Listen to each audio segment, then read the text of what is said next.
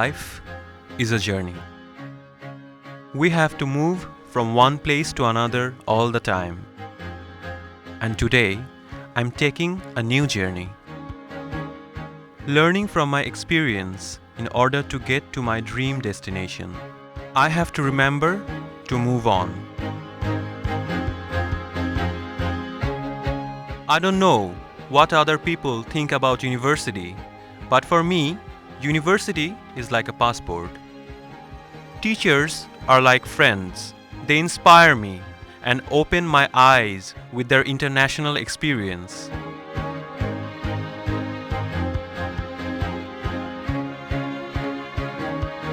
I have a dream to see the whole world. Now I know my passport has all the visas I need to take me to my goal.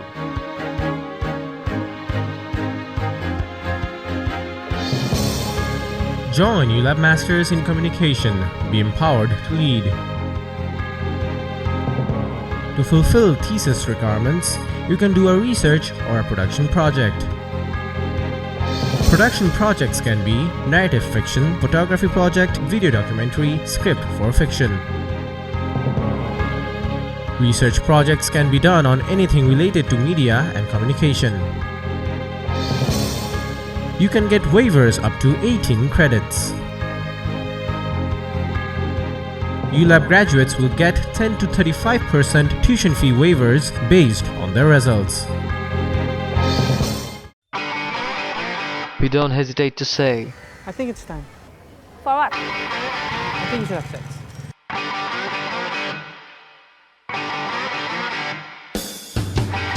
so why can't we speak for the right reasons?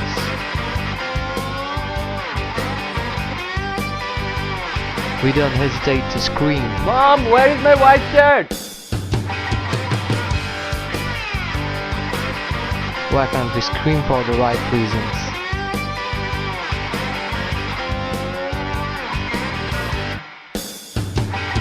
Speak loud, speak out, keep public spirit alive.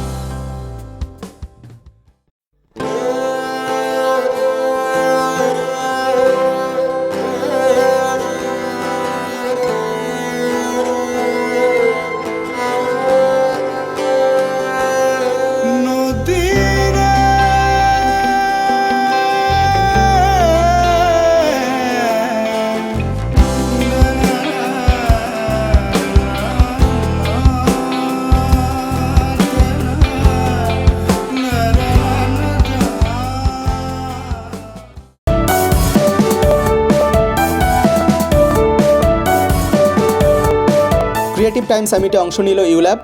রংতুলির ছোঁয়ায় বর্ণিল জীবনের প্রতিচ্ছবি।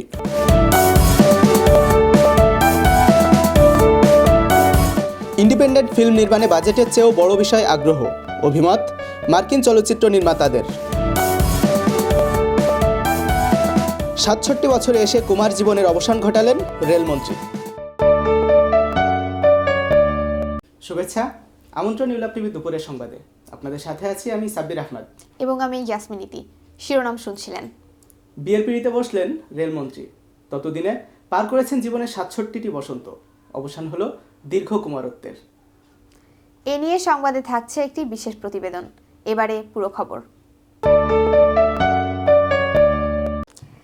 শিল্পের জন্য শিল্প creative time summit 2014-তে অংশ নিয়ে একথা আবারও প্রমাণ করল ইউনিভার্সিটি অব লিবারাল আর্টস বাংলাদেশের এক ঝাঁক শিল্পানুরাগী শিক্ষার্থী। সাদা ক্যানভাসে মেলে ধরল জীবনের প্রতিচ্ছবি।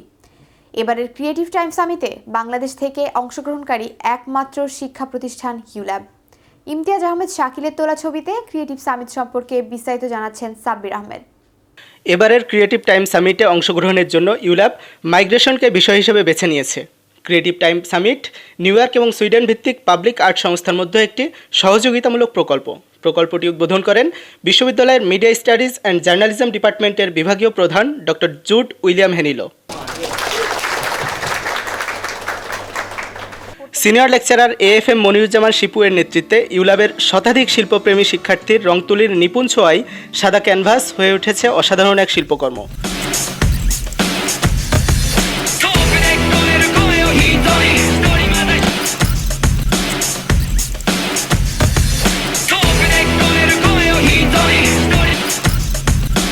ইউল্যাব টিভিকে তিনি জানান, জীবিকার প্রয়োজনে শহরমুখী মানুষের জীবনচিত্রের প্রতিচ্ছবি ফুটে উঠেছে এই ক্যানভাসে। এটা ক্রিয়েটিভ টাইম একটা আমেরিকান বেজ একটা প্রতিষ্ঠান, এরা সুইডেনের একটা প্রতিষ্ঠানের সাথে এবার সামিট করছে।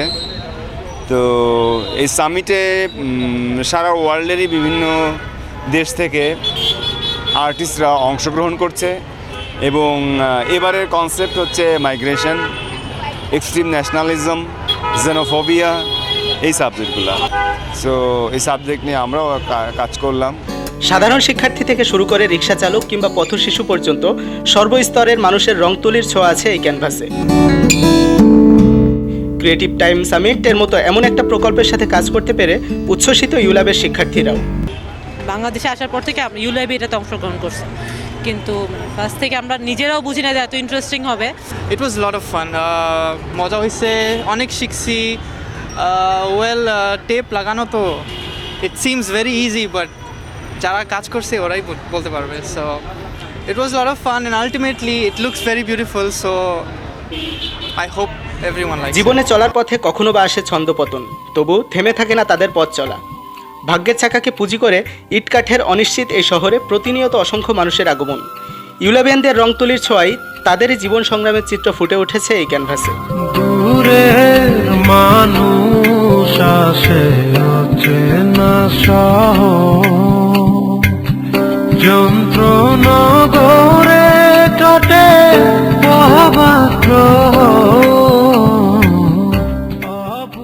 চিন্তা হোক উন্নত, বিকশিত হোক হৃদয়, এখানেই শেষ নয়, এখান থেকেই শুরু হোক শুদ্ধ চিন্তার বহিঃপ্রকাশ। Sabbir Ahmed, ULAB TV, Dhaka. Independent film বানানোর নানা কায়দা কানুন অত্যন্ত সহজভাবে ইউল্যাব শিক্ষার্থীদের সামনে তুলে ধরেন দুই মার্কিন চলচ্চিত্র নির্মাতা। শর্ট ফিল্ম কিংবা ভালো একটি প্রামাণ্যচিত্র বানাতে গেলে কোন কোন বিষয় মাথায় রাখা জরুরি তারও ব্যাখ্যা দেন টিম স্কোসেন এবং ডন পর্টার।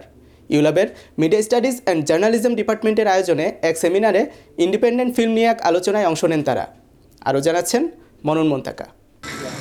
সেমিনারে আমেরিকান চলচ্চিত্র নির্মাতা টিম স্কাউসেন বলেন, একটি ভালো চলচ্চিত্রের প্রধান উপাদান হচ্ছে একটি চমৎকার পাণ্ডুলিপি। তিনি বলেন, একজন নির্মাতাকে অবশ্যই তার রিসোর্স ভালোভাবে ব্যবহার করতে হবে এবং অনেক বেশি চর্চা করতে হবে।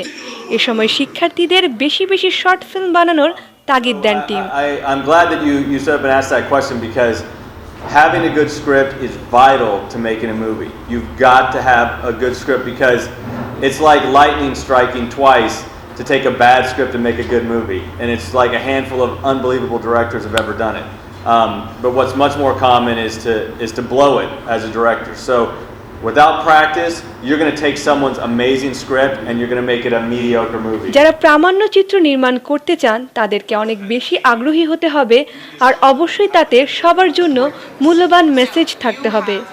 বাজেট এখানে বড় বিষয় নয়, এমন অভিমত চলচ্চিত্র নির্মাতা ডন পর্টারের। While we were here, there are a lot of really interesting rights movements happening. So we're both currently working on projects, but we've spoken with people who I think are going to start to make films about rights movements, domestic violence, worker rights, women's rights, all things happening in Dhaka right now. And I'm really excited to see those develop.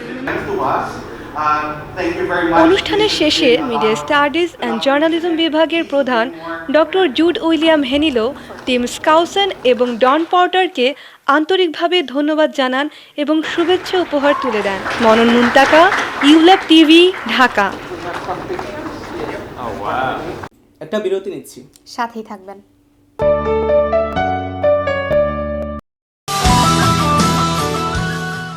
University of Liberal Arts Bangladesh. Media Studies and Journalism is the best department where you can explore yourself and experience the digital world of media. ULAB is the leading university for MSJ. You can learn advanced media studies. ULAB makes the best media leaders who can serve their country. For admission, log on to www.ulab.edu.bd.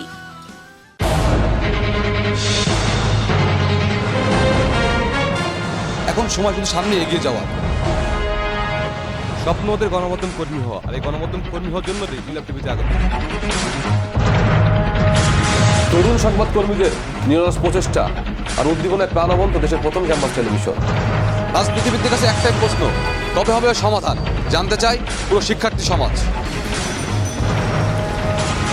অবসন্ন দেহের ক্লান্তি দূর করতে ধোয়াটা এক cup গরম চা, দেহে আনে প্রশান্তি আর চাঙ্গা হয় মন।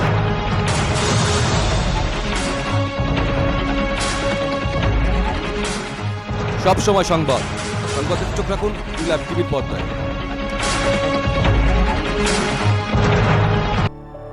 A place where you can find reference, storybooks. A place where you can study in silence. A place where you can find any national and international newspapers. Imagine a house of knowledge. Imagine ULAB Library.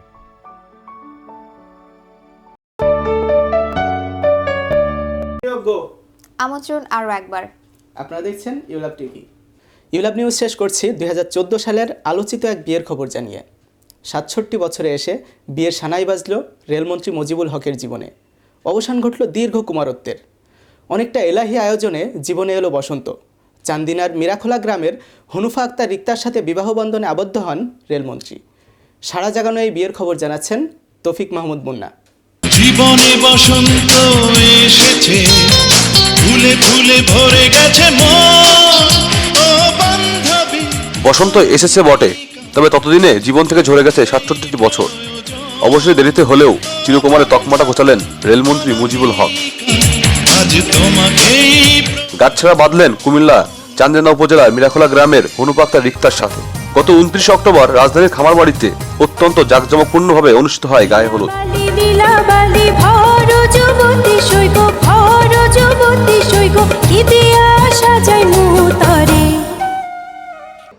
ট্রেনে আমরা বিভিন্ন জায়গায় সফর করব, তবে honeymoon কোথায় করব ওটা এখনো ঠিক হয় নাই আমাদের জন্য। এরপর 31 অক্টোবর মন্ত্রী মিরাখোলা গ্রামে নতুন নির্মিত রাস্তায় ফুলেল সাজে কন্যার বাড়িতে হাজির হন। দুপুর 4টায় 5,01,000 টাকা দেনমোহরে হনুফা আক্তার রিক্তা ও মুজিবুল হক সই করেন একে অপরকে পাওয়ার খাতায়। সময় মন্ত্রী দেশবাসীর কাছে দোয়া চান, বলেন বিয়েতে বয়স কোনো বাধা নাই, মনে ইচ্ছেই হলো আসল। ফরম করুন আল্লাহ যাতে আমাদের দাম্পত্য জীবন সুখের এবং শান্তিময় করে তোলেন, এই জন্য আপনাদের সকলের কাছে দোয়া কামনা করি। বধূ বেশে কন্যা যখন এলো রে, যেন খুশির বন্যা বয়ে গেল রে। রেলমন্ত্রীর বিয়ে নিয়ে পুরো মিরাখোলা গ্রামে ছিল উৎসবের আমেজ। গ্রামবাসীও মন্ত্রীকে জামাই পেয়ে ছিলেন উচ্ছ্বসিত। বিয়েতে স্পিকার সহ মন্ত্রী পরিষদের সদস্য, সংসদ সদস্য সহ অনেকে মন্ত্রীর বরযাত্রীতে উপস্থিত ছিলেন। সুখী দাম্পত্যের জন্য শুভকামনা জানান সকলেই। আজ মধুরাত আমার ফুল সোজা। তৌফিক মাহমুদ মুন্না, ULAB টিভি, ঢাকা। আমার ফুল সোজা। ULAB নিউজে এই ছিল এখনকার মতো। সাথে থাকার জন্য ধন্যবাদ সবাইকে।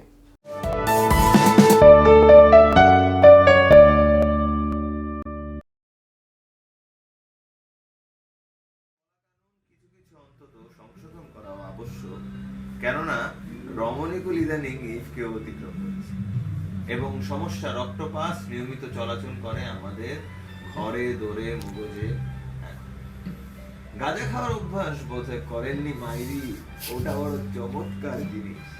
এই ঈশ্বর একবার আসুন আপনারই নিয়ন্ত্রিত সুরঙ্গ সুখে অসুখের এই আধুনিক পথে।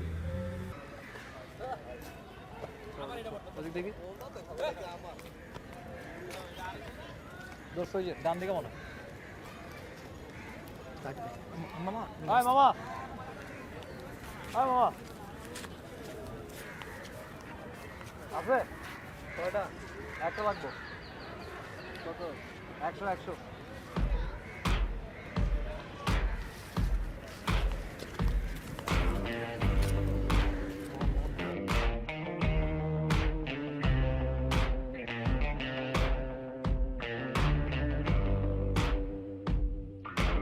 আমি বলবো এই জিনিসটা খারাপ, সবাই বলবে এই জিনিসটা খারাপ, বিকজ কোনো কিছুর নেশাই ভালো না। ইভেন একটা মানে চা খাওয়ার নেশাও শরীরের জন্য অনেক খারাপ জিনিস। আমি খাচ্ছি, আমার ভালো লাগতেছে, ওদের কাছে মনে হচ্ছে এটা খারাপ, তো ওরা এটাকে ইলিগাল বলতেছে।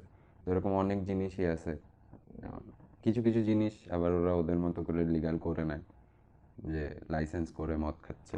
আসলে গাঁজা খাওয়ার ব্যাপারটা যেটা, এটা আমি যেটা মনে করি আর কি, আমার পার্সোনাল ওপিনিয়ন, যে এটা শারীরিক এবং মানসিক একটা অসুস্থতা।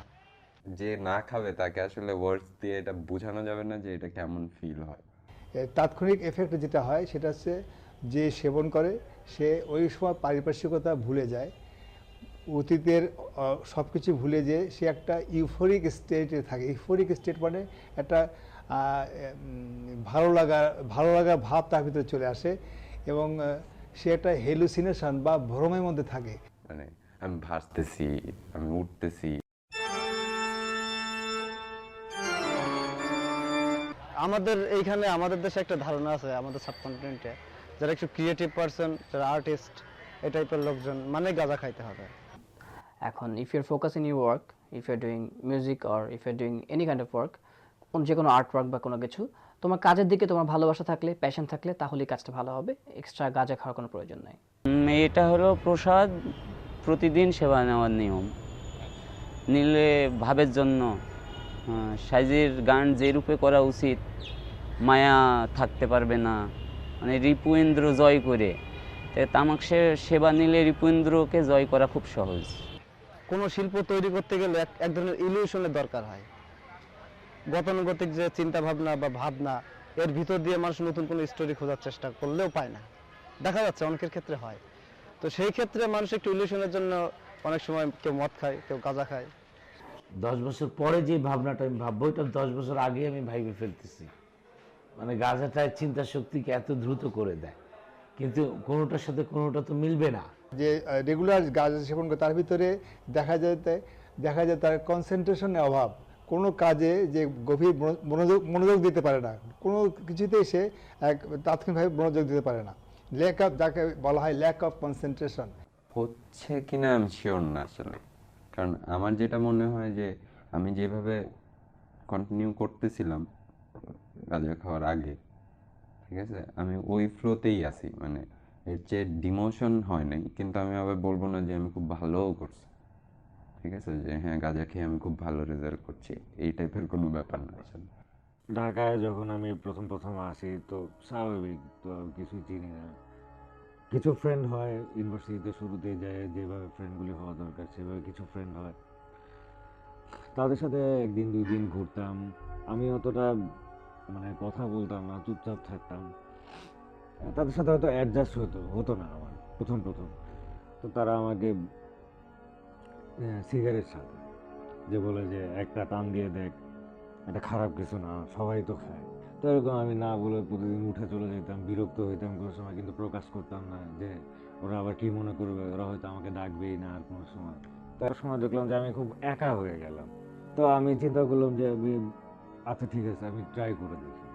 একদিন যাই, নিজের থেকে দোকানে সাহস করে গিয়ে সিগারেট কিনে আনি, ওদের সাথে শেয়ার করি, প্রথম খাই।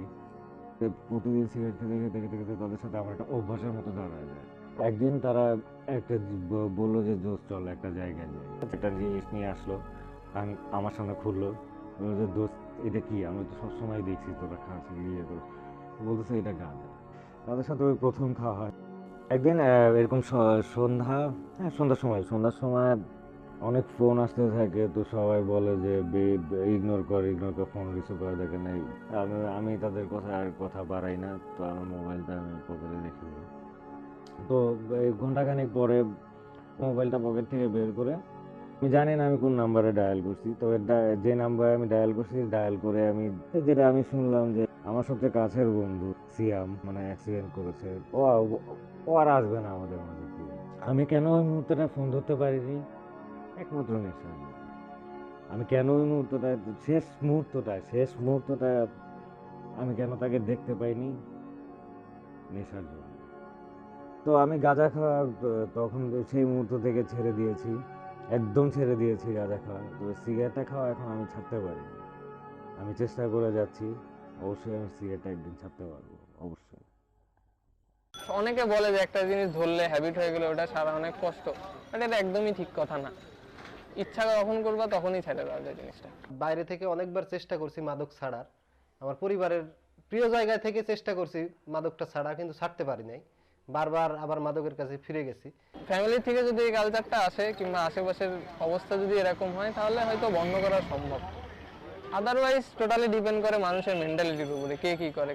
তারপরে যখন বুঝতে পারি আমার সুস্থতার জন্য আমার পরিবার এবং আমার ইচ্ছা এখানে আসা। গাঁজার সেবনের নেশা থেকে সে যদি সরে আসতে পারে, তাহলে সে ধীরে ধীরে বাই মোটিভেশন ধীরে ধীরে ওই সমস্ত পার্শ্বপ্রতিক্রিয়া থেকে সে চলে আসে। লাইক স্মোকিং, সেই স্মোকিং থেকে যদি একটা মানুষ যদি আস্তে আস্তে চলে আসে, স্মোকিংয়ে যে সমস্ত পার্শ্বপ্রতিক্রিয়া হয় গাঁজা সে একই, কেউ সিগারেটের ভিতরে গাঁজা সেবন করে যেমন করে। তো একজন সিগারেট স্মোকার যতখানি ঝুঁকি, তার চেয়ে 20 গুণ ঝুঁকিতে থাকে একজন গাঁজা সেবনকারী স্মোকার। শরীরের ক্ষতি আসলে মানে আমার জায়গা থেকে আমি কখনো ফিল করি না। শারীরিক প্রতিক্রিয়াটাই বোঝাচ্ছি, তার যে হার্ট বিট, আমাদের নর্মালি একটা সুস্থ লোকের হার্ট 72 থেকে 73-74 পর্যন্ত হয় মিনিটে, কিন্তু তার হার্টবিটটা আরও বেড়ে যায়, এটা 100 এক্সিড করে যায়। হ্যাঁ, এইটা একটা ঠিক। এনিথিং যদি মানে কন্ট্রোলে না থাকে সেটা একটা মারাত্মক জিনিস। হ্যাঁ, যেমন মানে খাবার আমরা কন্ট্রোল করতে পারি না বলে ভুঁড়ি মোটা হয়ে যায়, হ্যাঁ, ডায়াবেটিস হয়ে যায়, হ্যাঁ, তারপরে আমরা মৃত্যুর দিকে যেতে থাকি। গাঁজাও তাই। সবসময় মিউজিশিয়ানরা দেখা যায় অনেক ফেমাস মানুষ হয়, পপুলার হয়। এই কারণে কি হয় যে পপুলার মানুষরা যা করে তা একটু বেশি ছড়ায়। তো এই ব্যাপারটা আসলে মানুষের মনে ঢুকে ছড়িয়ে গেছে যে মিউজিক যারা করে তারা হয়তো গাঁজা খায়। আসলে সব মিউজিশিয়ান গাঁজা খায় না, অনেক ভালো ভালো মিউজিশিয়ান আছে পৃথিবীতে যারা গাঁজা খায় না কিন্তু খুব ভালো মিউজিক করে এবং তারা অনেক নাম করা। যে আসলে ভুল ধারণা যে গাঁজা খেলে এই মিউজিক ভালো হবে। হ্যাঁ, যুব সমাজও বুঝতে হবে যে এটা সাধকের, এটা সেবন করলে আসলে মানুষের মানে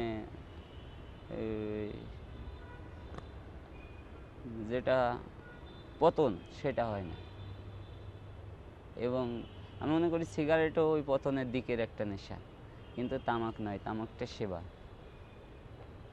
এটা সবার জন্য উপকার আছে, কিন্তু শুধু সে মানসিকতা তৈরি করবে যে আমি ভালো কিছু করব জীবনে এবং সত্য পথে থাকবো। বব মার্লি অথবা লালন শাহ, তারা কি করতো? তারা একটা মানে আইডল ছিল। একটা আইডলের কোন জিনিস আমাদেরকে ফলো করা উচিত? একটা আইডলের অবশ্যই ফলো করা উচিত আমাদের তাদের ভালো কাজ বা যারা যেগুলো বলে গেছে, ভালো ফিলোসফি। কিন্তু আজকালকার মানুষ কি করছে? হ্যাঁ, বব মার্লি উইড খাইতো, ভাই উইড খাইতে হবে। তো কি বব মার্লির চিহ্ন মানে উইড খায়, গাঞ্জাখোর। এখানে দেখেন যে এই যে ড্রাগস নিয়ে এত কথাবার্তা বলে, ড্রাগস বন্ধ করার কোনো প্রক্রিয়া কি আছে? কঠোর নজরদারিতে রাখা উচিত, যাতে করে খুব সহজলভ্য না হয় এই জিনিসটা, আমাদের দেশে তরুণরা যাতে সহজভাবে এটা না পায়। অন্যান্য মাদকের তুলনায় এটাও মাদক হিসেবে যেহেতু ইউজ হচ্ছে, এবং কি বলবো যে এটা যত না বেশি উপকারিতা তার চাইতে আরও বেশি অপকারিতাই বেশি। এই জন্যই আমার মনে হয় রাষ্ট্রীয়ভাবে সরকারিভাবে এটা কঠোরভাবে নিয়ন্ত্রণ করা উচিত।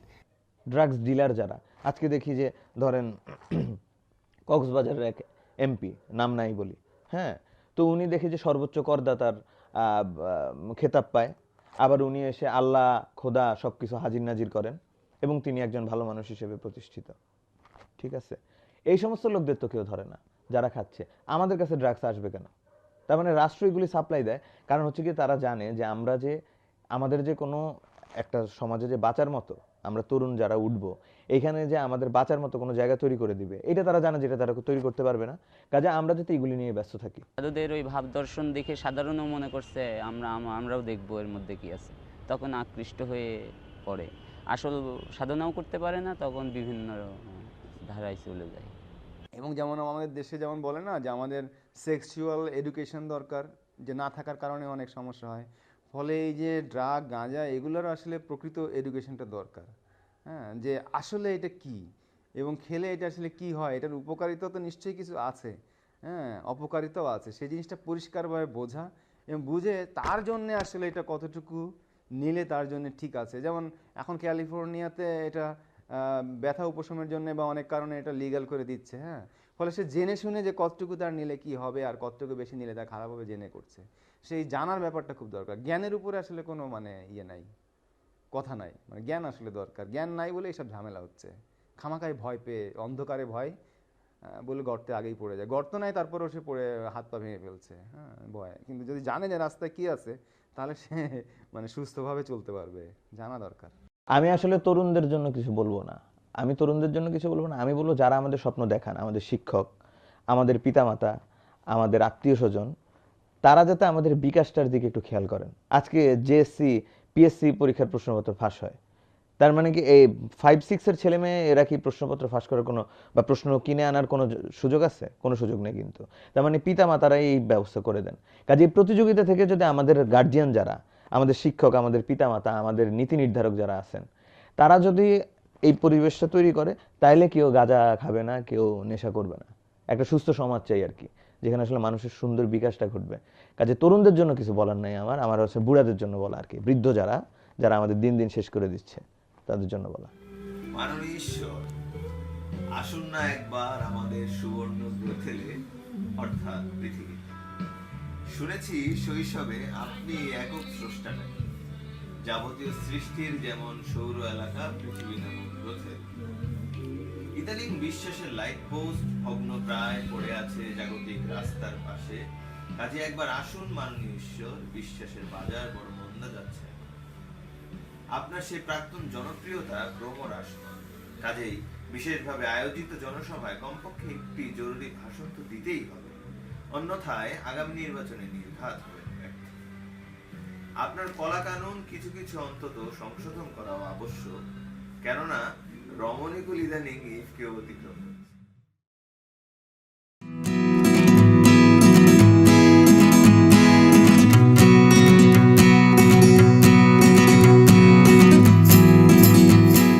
লাইট, ক্যামেরা, অ্যাকশন, এই তিনটি জিনিস নিয়ে চলচ্চিত্র, আর চলচ্চিত্র নিয়ে আমাদের অনুষ্ঠান ছবিঘর।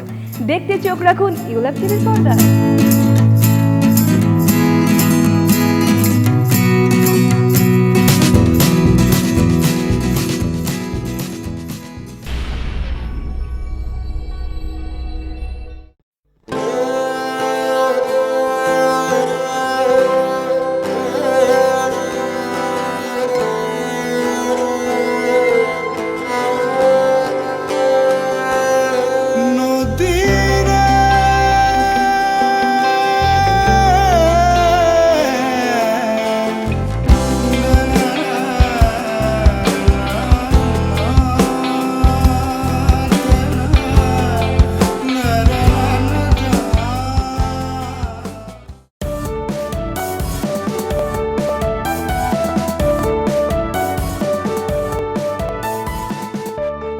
শুভেচ্ছা।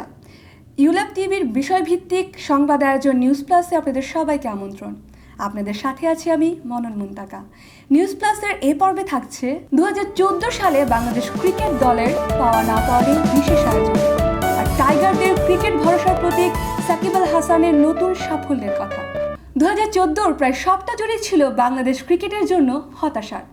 একের পর এক ভালো খেলার প্রতিশ্রুতি দিয়ে গেছেন অধিনায়ক সহ খেলোয়াড়রা, কিন্তু প্রথম ওয়ানডে জয়ের জন্য অপেক্ষা করতে হয়েছে 10 মাস। শেষ দিকে অবশ্য আলো ছড়িয়েছে জিম্বাবুয়ের বিপক্ষের সব ম্যাচে জয়। মাঠের বাইরের নানা বিতর্কও ছিল ক্রিকেট অঙ্গনকে ঘিরে। আরও জানাচ্ছেন মালিয়া মরিয়ম তিতলি। জানুয়ারিতে বছরটা শুরু হয়েছিল দেশে শ্রীলঙ্কার বিপক্ষে সিরিজের হার দিয়ে। এরপর ফেব্রুয়ারি মার্চে এশিয়া কাপে আফগানিস্তান আর টি-20 বিশ্বকাপে হংকংয়ের কাছে হার। জুনে ভারত সিরিজ এবং আগস্ট সেপ্টেম্বরে ওয়েস্ট ইন্ডিজ সফর কেবলই ব্যর্থতা বাড়ল। অনেকগুলো ম্যাচে জয়ের খুব কাছে গিয়েও হতাশা নিয়ে মাঠ ছাড়ে মুশফিকুর, মাশরাফিরা। এত কিছুর পরও আশা জাগানোয় আলোয় উজ্জ্বল জিম্বাবুয়ের বিপক্ষে বছরের শেষ সিরিজটি।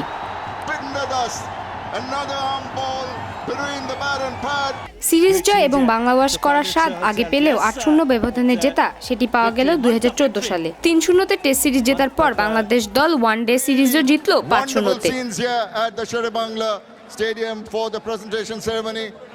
শুধু দলীয় সাফল্যই নয়, জিম্বাবুয়ের বিপক্ষে এই সিরিজ থাকলো ব্যক্তিগত Lovely shot. Beautifully done. That's a boundary. শতকের পাশাপাশি টেস্ট ক্যারিয়ারে প্রথমবারের মতো 10 উইকেট নিয়ে নিজের হারানো রাজত্ব উদ্ধার করে রেকর্ড বুকে নাম লিখিয়েছেন বিশ্বসেরা অলরাউন্ডার সাকিব আল হাসান।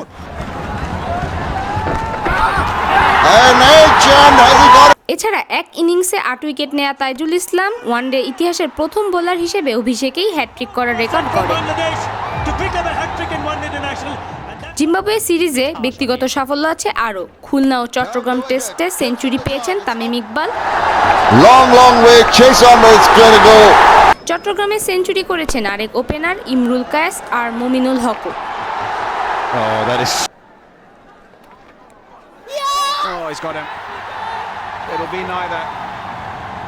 চট্টগ্রাম টেস্টের প্রথম ইনিংসে 5 উইকেট তুলে নিয়েছেন এই সিরিজের অভিষেক হওয়া লেগ স্পিনার জুবায়ের হোসেন।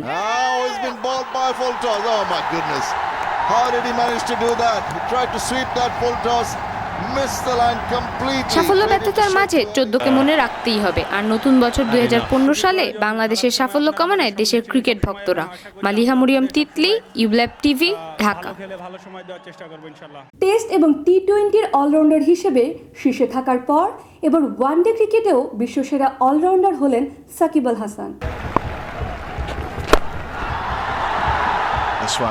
সাকিবই প্রথম ক্রিকেটার যিনি একই সঙ্গে আইসিসির 3টি ফরম্যাটেই শীর্ষস্থানে ওঠার কৃতিত্ব অর্জন করলেন। ওয়ানডেতে সাকিবের পয়েন্ট 403। দ্বিতীয় স্থানে থাকা পাকিস্তানের মোহাম্মদ হাফিজের রেটিং 397।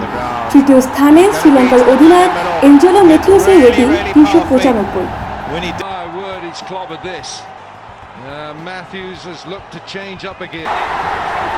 টেস্ট অলরাউন্ডারের শীর্ষে থাকা সাকিব আল হাসানের রেটিং পয়েন্ট 398। দ্বিতীয় স্থানে দক্ষিণ আফ্রিকার ফিল্যান্ডার, তার পয়েন্ট 341। ভারতের রবিচন্দ্রন অশ্বিন আছেন তৃতীয় স্থানে, তার পয়েন্ট 318। টি-20-তে 377 র্যাঙ্কিং পয়েন্ট নিয়ে সাকিব আল হাসান আছেন শীর্ষে।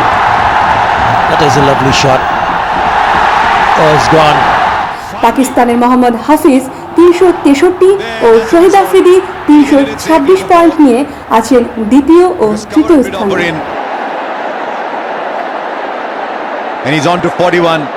এই ছিল নিউজ প্লাসের আজকের আয়োজন।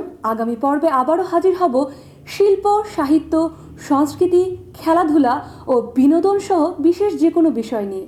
সঙ্গে থাকার আমন্ত্রণ জানিয়ে বিদায় নিচ্ছি আমি মনন মুন্তাকা। সবাই ভালো থাকবেন।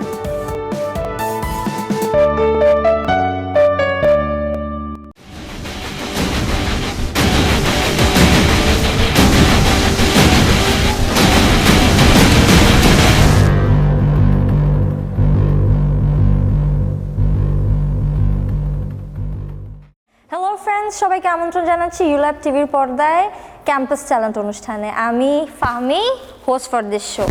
আজকে আমাদের সাথে ট্যালেন্ট হিসেবে আছে হলো ইউল্যাবের অনেক পরিচিত একটি মুখ এবং অনেক সুন্দর একটি মুখ, মৌসুম। কেমন আছো? আলহামদুলিল্লাহ, অনেক ভালো আছি। তুমি কেমন আছো? জিজ্ঞেস তো আমার করার কথা, তাই না? সো মৌসুম, আমরা জানি তুমি ইতিপূর্বে কয়েকটি কাজ করেছো। তুমি মডেলিং বেশ অনেকদিন ধরে করছো। সো তুমি যদি আমাদের সাথে একটু শেয়ার করতে যে তোমার এই মডেলিংয়ের ক্যারিয়ারটা শুরু কোথা থেকে? শুরু বলতে হবে 2010 থেকে, যখন আমি কলেজে পড়ি। তো কলেজ এবং বাইরের কিছু অর্গানাইজেশনের যৌথ উদ্যোগে কিছু কাজ হয়, তো তখন আমি বুঝতে পারি অ্যাকচুয়ালি যে আই ক্যান ডু ইট। তো তারপর ওখান থেকে অ্যাকচুয়ালি এইচএসসি পরীক্ষার জন্য একটা ছোট গ্যাপ দিতে হয়, তো সেটাতে প্রবলেম হয়নি। এরপর আবার কলেজ লাইফ শেষ হওয়ার পরই আবার চলে আসা মডেলিংয়ে। সো মানে মডেলিংয়ে চলে আসা কলেজ লাইফ থেকে ইটস কোয়াইট ইন্টারেস্টিং। তোমার ফার্স্ট ওয়ার্ক এক্সপিরিয়েন্সটা যদি আমাদের সাথে একটু শেয়ার করতে। হ্যাঁ, ওয়ার্ক এক্সপিরিয়েন্স কলেজেরটা না বলি, কারণ আমি প্রফেশনালি একদম প্রফেশনালি যে কাজটা ছিল সেটার কথা বলতে চাচ্ছি। তো সেটা ছিল 2011-এর লাস্টের দিকে বা 12-এর দিকে বলা যায়। তো সেটা ছিল উইথ লুক অ্যাট মির কাজ।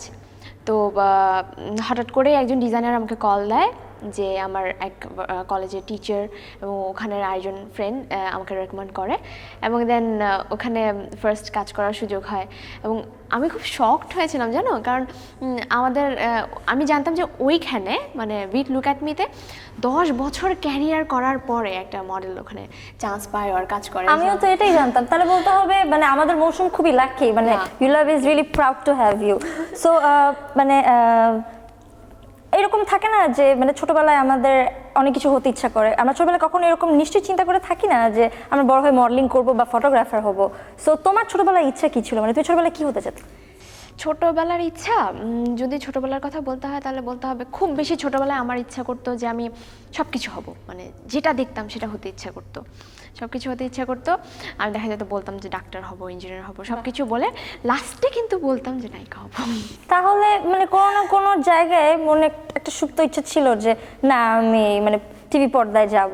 সো মানে ফিউচারে তো নিশ্চয়ই তাহলে নায়িকার দিকেই যাচ্ছে আমাদের মৌসুম। সো মানে এমনিতে লাইক রিসেন্টলি তুমি আর কি কাজ করছো? ওই যে তোমাকে বললাম উইথ লুক অ্যাট মি দিয়ে শুরু, আর ওখানে যখন প্রথম আমাকে কাজ করার সুযোগ হয় তখন আমি ব্যাপারটা বুঝতে পারি যে ওখানে প্রত্যেকটা মডেলকে, মানে আমার সাথে আরও প্রফেশনাল মডেলরা ছিল, প্রত্যেকজনকে একটা করে লুক দেওয়া হয়, বাট তারা আমার লুকটা নিয়ে অনেক বেশি ইন্টারেস্ট ফিল করে। সো আমাকে 2টো লুক দেওয়া হয়, এবং ওখানে যে ডিরেক্টররা থাকে বা যারা কর্মরত ছিলেন তারা সবাই বলে যে হ্যাঁ এরকমই মডেল দরকার। তো যাকে নিয়ে মানে এক্সপেরিমেন্ট করা যাবে। হ্যাঁ এক্সপেরিমেন্ট করা যাবে। তারা তো মানে বলতে হবে তুমি অনেক লাকি, মানে কারণ মানে একজন মানুষ তাকে একভাবে সাজলে একরকম লাগে, আরেকভাবে সাজলে ঠিক আরেকরকম লাগে, মানে এটা তো নর্মালি পাওয়া যায় না। মানে YONO it's more like 2 in 1 অথবা অল ইন ওয়ান। সো বলা যায় মোটামুটি মৌসুম আমাদের all in one. So recent কাজে তোমার মানে রবির কাজটা নিয়ে যদি কিছু বলতে। ওটাও এরকমই ছিল, হঠাৎ করে বাসায় কল আসে, বলে যে আপু আপনি কি ফ্রি আছেন? তো আমি একটু অবাক হয়ে যাই, অ্যাপয়েন্টমেন্ট নাই আর কি বলা যায়। তো তারপর কাজে চলে গেলাম। তো এই তো ওই যে জানতে পারলাম যে লুক নিয়ে ব্যাপারটা, তো এরপর থেকে অ্যাকচুয়ালি এই কারণেই ম্যাগাজিন বা এই টাইপসের কাজগুলো বেশি করা হয়, যেহেতু ওখানে লুক চেঞ্জ করার একটা ব্যাপার থাকে। সো লুক চেঞ্জ করা মানে লুক চেঞ্জ করা নিয়ে আমাদের মৌসুম খুব ইন্টারেস্টেড, সে ডিফারেন্ট লুকে নিজেকে প্রেজেন্ট করতে চায়। সো আমরা মৌসুমের এই চেঞ্জড লুক নিয়ে আরও কথা বলবো। আমরা একটি ছোট্ট ব্রেক নিয়ে নেই। ভিউয়ার্স, আমরা একটি ছোট্ট ব্রেক নিতে যাচ্ছি এবং ব্রেকের পরে আমরা ফিরে আসবো আমাদের লুক নিয়ে এক্সপেরিমেন্ট করা মডেল মৌসুমের সাথে। So stay tuned.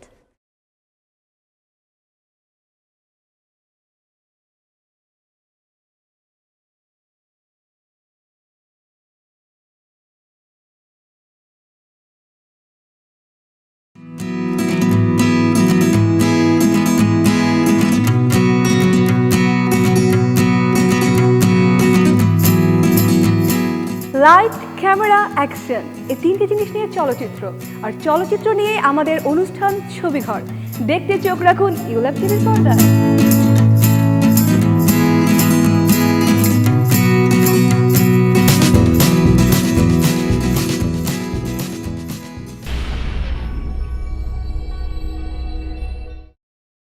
বিরতির পর আবারও ফিরে এলাম মৌসুমের সাথে। সো মৌসুম, আমরা ছিলাম তোমার লুকে, তোমার ডিফারেন্ট লুকের জন্য হাউসগুলো তোমাকে ডাকছে। সো মানে এমনিতে মানে এই সব কিছুর পেছনে তোমার ইন্সপায়ারেশন হিসেবে কারা কাজ করেছে, লাইক মানে who inspired you most? Actually inspiration বলতে হবে কাছের মানুষগুলোর কথা, আব্বু আম্মুর কথা, আত্মীয় স্বজন, ফ্রেন্ড সার্কেল যারা আছে সবার কথাই বলতে হবে। এখানে এমন যে আমি যদি বাবা মা ছাড়া অন্য কারো নাম নেই না, অন্য কেউ রাগ করে বসতে হবে। ওকে, ডিপ্লোম্যাটিক মৌসুম, আরেকটা ফেজ বলা যায়। সো মানে তুমি মানে কোনো রকম কোনো ইয়ে ফলো করো, লাইক মানে মডেলদের যেরকম থাকে যে আমার এই ধরনের পার্টিকুলার একটা স্টাইল পছন্দ, যে অনেকে বলে যে মানে আমার 80s-এর স্টাইল পছন্দ কিংবা আমার 70s-এর স্টাইল পছন্দ। তুমি এখন যেই লুকটা দিয়েছো এটা মনে হয় মানে বেশ পুরোনো একটা লুক আর কি, নতুনভাবে আবার এসেছে। So like fusion. হ্যাঁ মোটামুটি ফিউশন বলা যায়। সো এই মানে তুমি কি ফিউশন পছন্দ করো নাকি কোনো পার্টিকুলার কোনো মানে ফ্যাশন স্টাইল তোমার ভালো লাগে? আসলে আমি যাদের সাথে কাজ করি তারা তো অনেক বেশি এক্সপিরিয়েন্স, তো সাধারণত তারা যেভাবে আমাকে সাজিয়ে তুলে আমার সেটাই ভালো লাগে। তো দেখা যায় যে কখনো ভিন্টেজ লুকে, কখনো দেখা যায় যে একেবারে টমবয় একটা লুকে, হ্যাঁ, তো আমার ব্যাপারগুলো খুব মজা লাগে। তো দেখা যায় যে যদি দেখা যায় যে এরকম কিছু যে নর্মাল সালোয়ার কামিজ আমরা যেভাবে ভার্সিটিতে আসি একটু নর্মাল সেজে গুজে, সেগুলো না ভালো লাগে না। একটু বেশি যখন আমাকে নিয়ে খেলা করা হয় তখন আমার না ব্যাপারগুলো ভালো লাগে। সো মানে এমনিতে মানে তোমার মানে এমনিতে তুমি সবকিছুকে এনজয় করো, বাট তুমি যখন নিজে ধরো কোনো রকম কোনো ফ্রেন্ডদের সাথে কোথাও যাচ্ছ, নর্মালি তো এরকম হয়ে থাকে যে মানে যারা একটু মানে সেলিব্রিটি, যারা আর কি টিভি পার্সোনালিটিস, তারা এখানে ওখানে গেলে মানে আমরা নর্মালি যেভাবে বলে থাকি আর কি, যে মানে খুব নর্মাল লুকে গেলে তখন মানুষ বলে আচ্ছা এই মানুষটা দেখতে এরকম, আসলে ওকে তো টিভিতে একরকম লাগে। সো এটা নিয়ে কি তুমি কোনো সমস্যা ফিল করো? এটা অবভিয়াসলি অনেক সমস্যা ফিল করি, কারণ আমি নর্মালি অনেক বেশি সিম্পল থাকি। আচ্ছা, কারণ এই কাজ টাচ করে তারপর আমার সেজে গুজে থাকতে ভালো লাগে। এটা হওয়াটাই স্বাভাবিক আসলে। সবসময় যে সাজগুজ করতে থাকে তাদের তো মানে সিম্পল থাকতে পারাটা তাদের জন্য হেভেন হওয়ার কথা। সো তোমার ইন্সপাইরেশন তোমার প্যারেন্টস। আচ্ছা, সো এমনিতে তুমি মানে কি কাউকে মানে ফলো করতে তোমার ইচ্ছা করে? লাইক ফলো নর্মালি কেউ পুরোপুরি ফলো করে না, তবে মানে এমনিতে লাইক অ্যাডমায়ার করো কাউকে যে এর মতো আমাকে দেখতে লাগলে আমার ভালো লাগবে, এরকম কি কেউ আছে? আসলে আমরা তো কেউ অনুকরণ করি না, বাট অনুসরণ তো করতেই হয় যেহেতু এই লাইনে আছি। তো দেখা যায় যে আমাদেরকে বলা হয় যে আমাদেরকে যখন প্রথম দিকে কাজ শুরু করি তখন অনেকে আমাকে বলে যে তোমার ঠিক ফেসটা কার সাথে যায়, তুমি তাকে নিয়ে একটু রিসার্চ করো। হ্যাঁ, তো তখন এরকম কিছু মানুষের করা হয়, বাট আমি তখন আরো নিজেও বুঝতে পারি যে আসলে আমার অনেকের সাথেই যায়, অনেক সময় অনেকের সাথে। হ্যাঁ, যেহেতু একবার এক এক রকম লাগে। সো তোমার ফিউচার প্ল্যান কি? তুমি ফিউচারে কি করতে চাও? ফিউচার তো বলতেই হবে, সবসময় মানুষের বড় কোনো ব্যাপার থাকে, বড় যে প্ল্যাটফর্মটা সেখানেই যাওয়ার ইচ্ছা থাকে। তো অবভিয়াসলি ফিল্ম তার মানে আলটিমেটলি তুমি ছোটবেলা নায়িকা হতে চাইতে তুমি নায়িকাই হতে চাও। সো এই যে ফিল্মে কাজ করতে চাও, লাইক কাদের সাথে কাজ করতে চাও বা এই জাতীয় কোনো কিছু আর কি? এভাবে স্পেসিফিকলি বলাটা মনে হয় ঠিক হবে না। তো আসলে এখনও ইনফ্যাক্ট ফিল্মের অনেক অফার আসে, বাট আমার নিজেরও মনে হয় যে আমার একটু নিজেকে ডেভেলপ করা দরকার আছে। আর তার থেকে মজার বিষয় হচ্ছে যে যেই ধরনের কাজগুলো করতে চাচ্ছি আসলে সেই কাজগুলো আসলে ওয়েট করছি যে মানে পছন্দের কোনো ক্যারেক্টার আসলে হয়তো ধুম করে ফেলবো। আচ্ছা, তো এই তো। আর সত্যি বলতে কি এখন আমাদের বাংলাদেশের ফিল্ম ইন্ডাস্ট্রি অনেক উন্নত হচ্ছে, তো আশা করছি যে ভালো কোনো কিছু করতে পারবো। সো তোমার কি মনে হয় যে মানে ইউল্যাবে তো আমাদের মিডিয়া স্টাডিজ অ্যান্ড জার্নালিজম আছে, এখান থেকে ডিপি মেজর নিয়ে অনেক স্টুডেন্টরা বের হয়েছে, তারা মিডিয়াতে কাজও করছে। সো ইন ফিউচার ইনশাল্লাহ আমরা এইভাবে মানে উই ক্যান হোপ যে আমাদের এখান থেকে অনেক বড় বড় ডাইরেক্টরস আসবে। সো তুমি কি এরকম করে ডু ইউ এভার থিঙ্ক যে তুমিও এখানকার স্টুডেন্ট, এখান থেকে কোনো মানে ডাইরেক্টরের সাথে তুমি ডাইরেক্টর বা মানে যেই সেক্টরেই হোক তাদের সাথে তুমি কাজ করতে ইন্টারেস্টেড ইন ফিউচার? হ্যাঁ, অবভিয়াসলি এখানের ছেলেমেয়েরা যারা আছে তারা অনেক বেশি চেষ্টা করছে নিজেদেরকে ডেভেলপ করার। আমাদের ভার্সিটিতে অনেক সুযোগ করে দেওয়া হচ্ছে। হ্যাঁ, আমাদের ইউল্যাব টিভি আছে, আমাদের রেডিও আছে, আমাদের নিউজ পেপারও আছে। সো টোটাল গ্রুমড হচ্ছি আমরা। গ্রুমড হচ্ছি কারণ অনেকে আছে যে কথা বলা জড়তা থাকে, তারা রেডিওতে জয়েন করতে পারে। আবার যেমন ক্লাবগুলো আছে, আমার জয়েন করা উচিত। ক্লাবগুলো আছে যেমন মিডিয়া ক্লাব আছে, তারপর ফিল্ম ক্লাব আছে, এগুলো আমাদেরকে অনেক বেশি হেল্প করছে। আর তাছাড়া আমাদের পড়াশোনাটা তো অ্যাকচুয়ালি এগুলো নেই, সো আমরা আশা করতেই পারি। এবং আমার জন্য ভালো যে আমার ফ্রেন্ডদের কাজ ভবিষ্যতে আমি করতে পারবো। সো মানে আগে থেকে লিঙ্ক আপ থাকলে, লিঙ্কেজ থাকলে সুবিধা। হ্যাঁ, একদম। তাহলে ইন টোটাল তোমার জার্নি অ্যান্ড এভরিথিং সব কিছু মিলায়ে তোমার মানে লাইফ ভালোই যাচ্ছে? হ্যাঁ, ইনশাল্লাহ ভালোই যাবে। ভালোই যাচ্ছে। সো তোমাকে শুভকামনা রইল ইউল্যাব টিভির তরফ থেকে। সো মৌসুম, তোমার কাছ থেকে বিদায় নিতে হচ্ছে। ফিরে আসবো ক্যাম্পাস ট্যালেন্টের নতুন কোনো পর্বে, নতুন কোনো ট্যালেন্টকে নিয়ে। Till then stay tuned and stay well. By.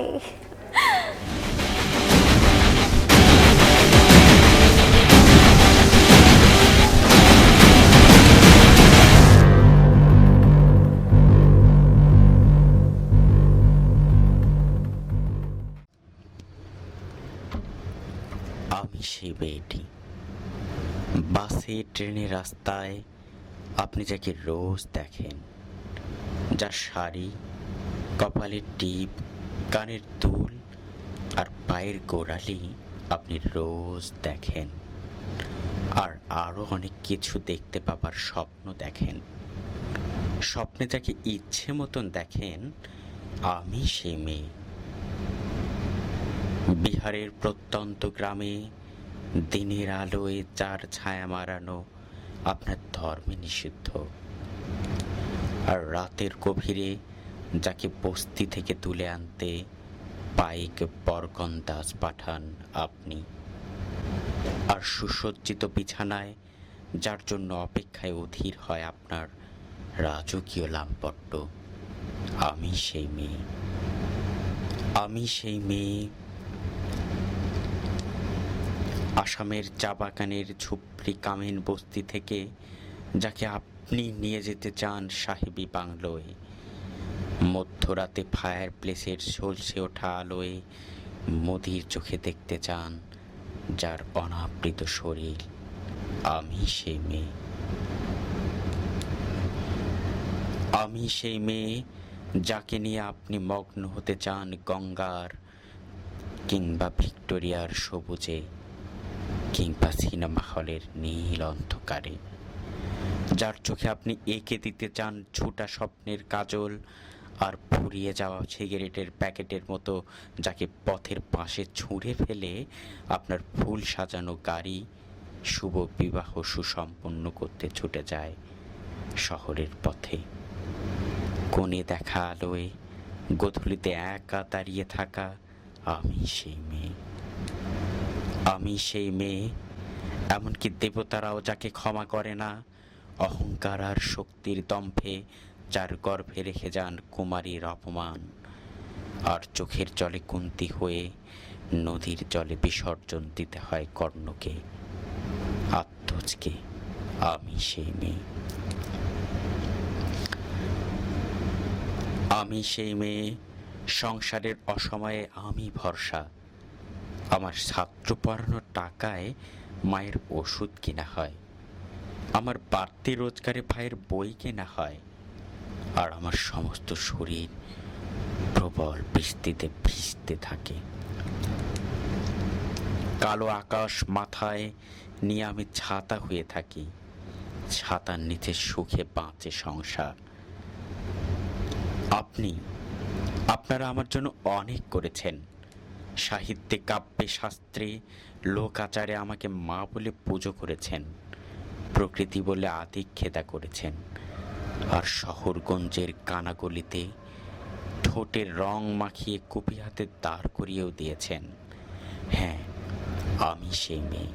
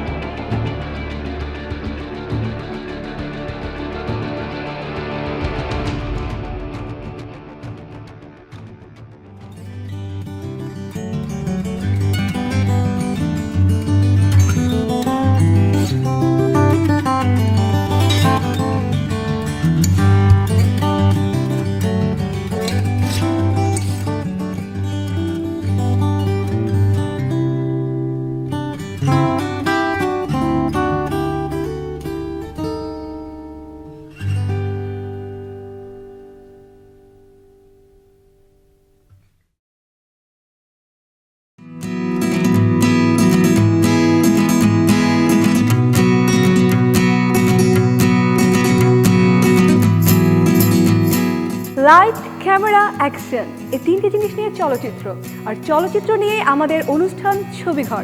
দেখতে চোখ রাখুন ইউল্যাব টিভির পর্দায়।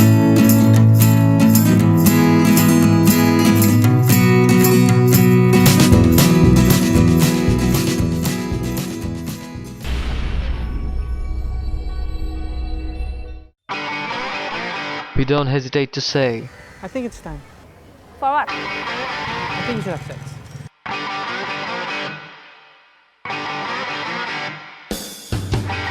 so why can't we speak for the right reasons?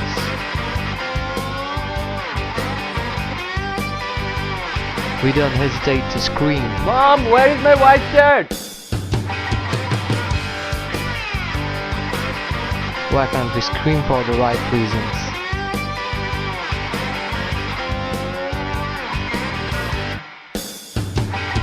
Speak loud, speak out. Keep public spirit alive.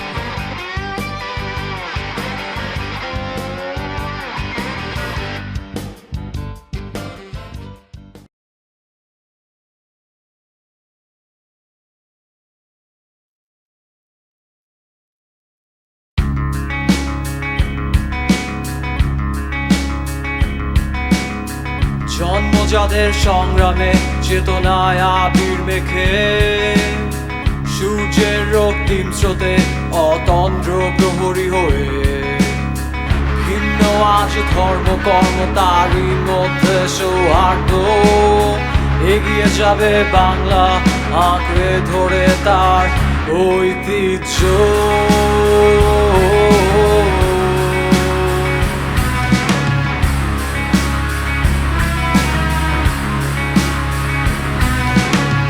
স্বাধীনতায় বেতার বাংলার নজরুলের বিদ্রোহ, স্বাধীনতায় আজ আমাদের লাল সবুজের, স্বাধীনতায় বেতার বাংলার নজরুলের বিদ্রোহ, স্বাধীনতায় আজ আমাদের লাল সবুজের মানচিত্র।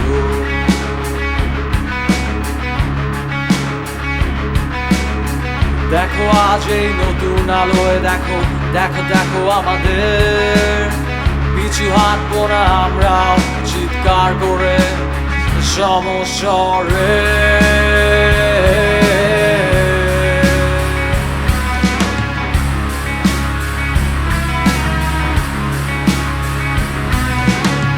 স্বাধীনতায় বেতার বাংলার নজরুলের বিদ্রোহ, স্বাধীনতায় আজ আমাদের লাল সবুজের, স্বাধীনতায় বেতার বাংলার নজরুলের বিদ্রোহ, স্বাধীনতায় আজ আমাদের লাল সবুজের মানচিত্র।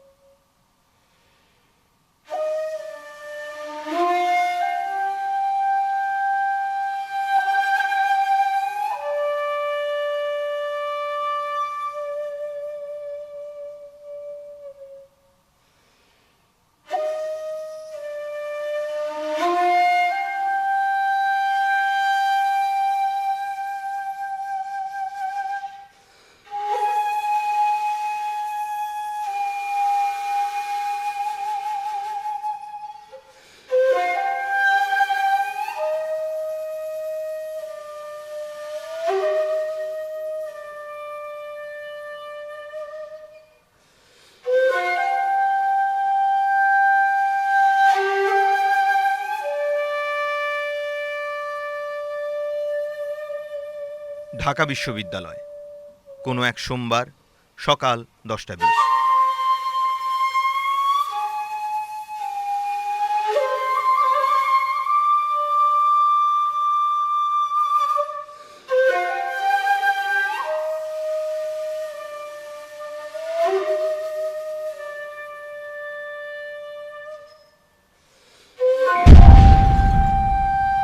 প্রচণ্ড বোমার শব্দে সবাই চমকে তাকিয়ে দেখল একটি ছেলের শরীর ধোঁয়ার ভেতর ছিটকে উঠে টুকরো টুকরো হয়ে বিচ্ছিন্ন, আলাদা হয়ে যাচ্ছে। মাটি, মাংস, ধোঁয়া কোনোটাকে আর আলাদাভাবে চিনবার উপায় নেই। তরুণটি মারা গেল। এগিয়ে আসা দর্শক তরুণদের মধ্যে প্রথম ব্যক্তি তার নিজস্ব বিস্ময়ে যথেষ্ট উচ্চস্বরে উচ্চারণ করল, প্রথম, ছেলেটি মারা গেল। দ্বিতীয়, মারা গেল নয়, মারা হলো। তৃতীয়, এই ছেলেটি কেন মরল? দর্শকের বিস্ময় প্রকাশ আর প্রশ্নোত্তরের সময়টুকুর মধ্যে বোমার শব্দে উড়ে যাওয়া কাকগুলো ফিরে আসতে শুরু করলো বিভিন্ন ডালে, দেয়ালে, ছাদে। প্রথম, ছেলেটি কে? ছাত্র না বহিরাগত? দ্বিতীয়, মৃত্যুই কি তার যথেষ্ট পরিচয় নয়? তৃতীয়, আর কিছু না, শুধু মৃত্যু? মৃত্যুই মানুষের একমাত্র পরিচয়? দ্বিতীয়, হ্যাঁ, মৃত্যুই মানুষের সর্বশেষ পরিচয়। মানুষ মরছে বিষে, বোমায়, চাকুতে, বুলেটে ও বেয়োনেটে। এই সভ্যতায় মৃত্যু ছাড়া মানুষের আর কোনো পরিচয় নেই।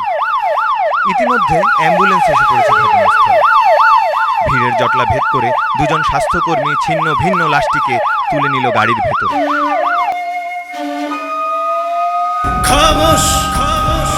পৃথিবীতে শান্তি রক্ষিত হোক, আকাশে শান্তি, বাতাসে শান্তি, ওহ শান্তি রক্ষিত হোক।